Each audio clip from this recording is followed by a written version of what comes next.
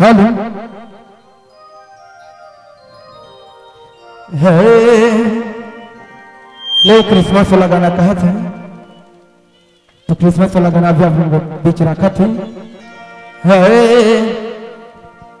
हर चरण में सुता दिले माँ मरियम अपन दुल्हन यीशु बेटा के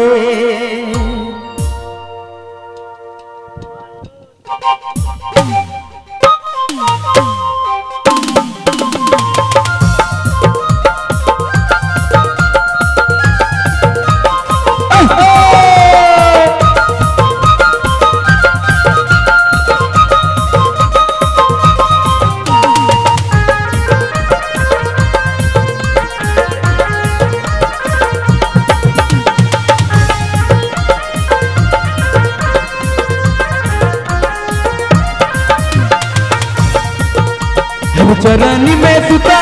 दिले माँ मरियम अपने दुल्हन यीशु बेटा के चरण में सुता दिले माँ मरियम अपने दुल्हन यीशु बेटा के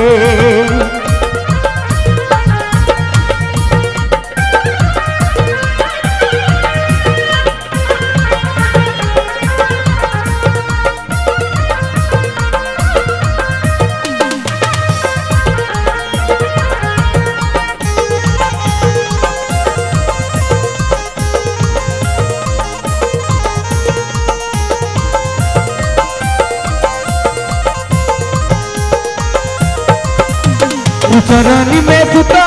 दिले माँ मरियम अपने दुल्हन यीशु बेटा के चरण में सुता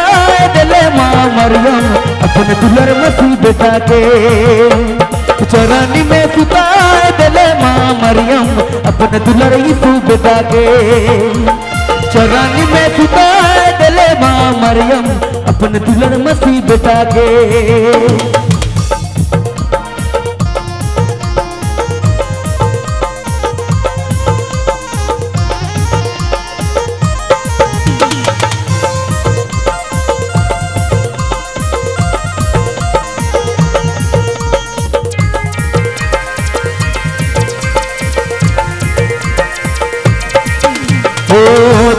दिसंबर अधरत बेरा में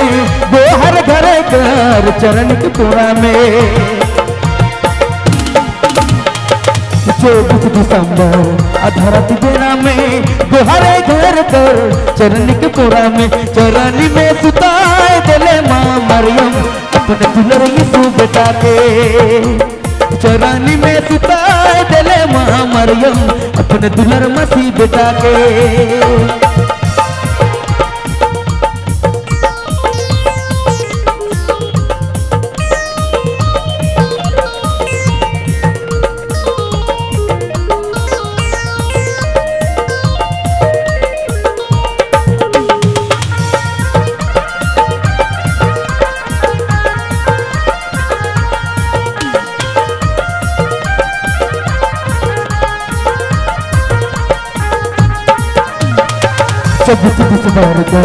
अधरत गेरा में बैतुलम गाँव कर गो हर घर में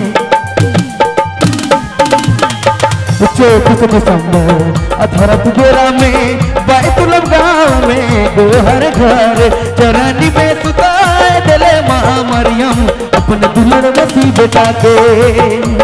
चरण में सुता दिले माँ मरियम अपने दुल्हन यीशु बेटा के चरण में सुता दिले माँ मरियम अपने दुल्हन मसीह बेटा के चरण में सुता दिले माँ मरियम अपने दुल्हन यीशु बेटा के अपने दुल्हन मसीह बेटा के अपने दुल्हन यीशु बेटा के डीजे बबलू म्यूजिक सेंटर बैगमाकर।